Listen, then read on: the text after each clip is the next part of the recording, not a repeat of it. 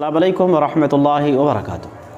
الحمدللہ کفا وسلام علی عبادہ الذین اصطفى اما بعد فقد قال اللہ تعالی فی کلامہ المجید اعوذ باللہ من الشیطان الرجیم وَإِذَا مَرِضْتُ فَهُوَ يَشْفِينِ۔ معزز ناظرین، طب نبوی کی 23ویں نشست لے کر کے میں آپ کی خدمت میں حاضر ہوا ہوں۔ رب العالمین سے دعا ہے کہ بار الہ ہم تمام مسلمانوں کو طب نبوی سے بھرپور فائدہ اٹھانے کی توفیق عنایت فرمائے۔ موضوع ہے ریڑھ کی ہڈی میں حرام مغز میں سوجن ورم کا آ جانا۔ تو ریڑھ کی ہڈی میں سوجن کیوں ہوتا ہے؟ کسی حادثے کی وجہ سے ریڑھ کی ہڈی ٹوٹ جائے تو بھی سوجن آ جاتا ہے۔ حرام مغز بولتے ہیں ریڑھ کی ہڈی میں جو گودا ہوتا ہے نا، یہ جو جوڑوں کے درمیان جو آئل ہوتا ہے، جو گودا مغز ہوتا ہے، اس میں سوجن آ جانا۔ تو ریڑھ کی ہڈی کسی حادثے کی وجہ سے ٹوٹ گئی تو بھی سوجن آ جاتا ہے، یا کیا نام ہے، جراثیم کی وجہ سے، یا کسی وائرس کی وجہ سے، انفیکشن کی وجہ سے، یا اسی طریقے سے اس میں چوٹ لگنے کی وجہ سے، یا جنسی مرض کی وجہ سے ریڑھ کی ہڈی میں سوجن آ جاتا ہے، یا اس کے گودے میں سوجن آ جاتا ہے۔ چوٹ لگنا یا جراثیم کا حملہ ہو، کسی مہلک جراثیم کا، کوئی وائرس ہو یا جنسی مرض ہو، اس کی وجہ سے سوجن آ جاتے ہیں۔ اور کبھی کبھی یہ بھی موروثی ہوتا ہے، وراثت میں یہ بھی ملا ہوا ہوتا ہے۔ تو اب اس کے علامت کیا ہے نا؟ علامت یہ ہے کہ جب آپ کو کیا نام ہے، ریڑھ کی ہڈی جہاں پر سوجن ہوگا، ریڑھ کی ہڈی جہاں پر سوجن آپ کو مطلب وہاں پر بہت زیادہ درد ہوگا، اور کبھی کبھی بہت زیادہ جکڑن محسوس ہوگی، ہاتھ اور پاؤں میں جکڑن، گردن میں جکڑن، یعنی پورے باڈی میں جکڑن سی محسوس ہوگی، بخار کی کیفیت طاری ہو جاتی ہے، اور کبھی کبھی تو کیا نام ہے، ہاتھ اور پاؤں کام کرنا بند کر دیتے ہیں۔ ریڑھ کی ہڈی میں سوجن اگر نچلے حصے میں ہے تو ہاتھ اور پاؤں کیا نام ہے، یہ پاؤں یعنی نچلے حصے میں اگر ہے تو پاؤں کام کرنا بند کر دیتا، ایسا لگتا کہ اس کو فالج کی شکایت ہو گئی ہے، اور یہاں تک کہ پیشاب اور پخانے بھی بند ہو جاتے ہیں، بخار بھی شروع ہو جاتا ہے۔ لیکن اگر ریڑھ کی ہڈی میں جو یہ پرابلم، یہ سوجن، یہ ورم اگر اوپری حصے میں ہے تو ہاتھ میں پرابلم آ جاتا ہے نا، ہاتھ کام کرنا بند کر دیتے ہیں، گردن میں جکڑن آ جاتی۔ اب ڈاکٹرز کے پاس جاتے ہیں تو ڈاکٹرز جو ہے سب سے پہلے اس کو یہ کیفیت دیکھنے کے بعد بولتے ہیں آپریشن کرنا پڑے گا۔ مریض گھبرا جاتا ہے، غریب بیچارہ ہے، تو وہ کہاں سے علاج کر پائے گا، ہے نا؟ چونکہ 60-70 ہزار، 80 ہزار، 1 لاکھ، 1.5 لاکھ جس طرح سے لے لیا جائے مریض سے، تو ایک غریب انسان اتنی بڑی رقم کہاں سے اکٹھا کرے گا اور کیسے آپریشن کروا پائے گا؟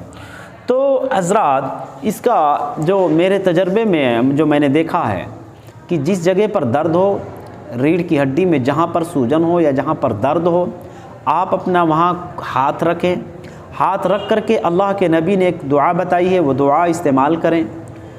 بسم اللہ بسم اللہ بسم اللہ، اعوذ بعزت اللہ وقدرتہ من شر ما اجد واحاذر۔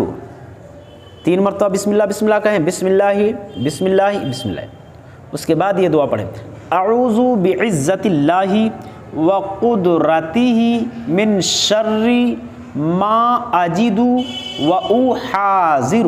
یہ دعا پڑھیں آپ، اور اس وقت تک پڑھتے رہیں جب تک کہ درد ختم نہ ہو جائے۔ انشاءاللہ العظیم مجھے رب العالمین پر پورا یقین ہے، پورا بھروسہ ہے کہ وہاں کا درد غائب ہو جائے گا کم سے کم وقت میں، بمشکل 10 منٹ میں انشاءاللہ تعالیٰ۔ آپ یہ 10 منٹ تک عمل کر کے دیکھیں، 2 مرتبہ، 3 مرتبہ، 4 مرتبہ، 5 مرتبہ، 10 مرتبہ، 15، یعنی اس وقت تک یہ عمل کرتے رہیں جب تک کہ آپ کا درد غائب نہ ہو جائے۔ اور اس کے ساتھ ساتھ جو ہے زیتون کا تیل، اس پر جو ہے یہ دعا پر کیا نام ہے، سب سے پہلے سورہ فاتحہ، پھر درود شریف، آیت الکرسی، اور سورہ فلق، سورہ ناس، اور یہ دعا پڑھ لیں، پڑھ کر کے دم کر لیں زیتون کے تیل پر، اور اس جگہ پر ریڑھ کی پوری ہڈی میں ہے نا ہلکے ہاتھوں سے مالش کریں۔ اور اس کے ساتھ ساتھ معجون چوب چینی کر کے ایک معجون آتا ہے، اس کو لا لیں۔ شیلکال کر کے ایک ٹیبلٹ آتا ہے، شیلکال ٹیبلٹ جو ہے وہ ایک ٹیبلٹ صبح اور شام استعمال کریں۔ معجون چوب چینی 10 گرام صبح شام، ہے نا، معجون چوب چینی 10 گرام صبح اور 10 گرام شام میں، ہے نا۔ اچھا، یہ معجون استعمال کا جو ہے، کوئی بھی معجون جب بھی استعمال کریں تو خالی پیٹ، کھانے سے 1-2 گھنٹہ پہلے یا کھانے سے 1-2 گھنٹہ کے بعد میں استعمال کریں، تاکہ جب کھانا ہضم ہو جائے تب استعمال کریں۔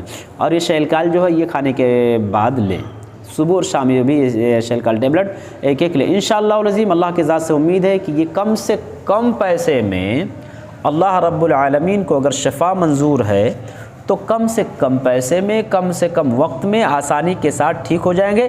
لیکن علاج سے پہلے اللہ پر یقین، اللہ پر بھروسہ ضروری ہے کہ شفا کا مالک اللہ ہے، بیماروں کو شفا اللہ ہی دیتا ہے۔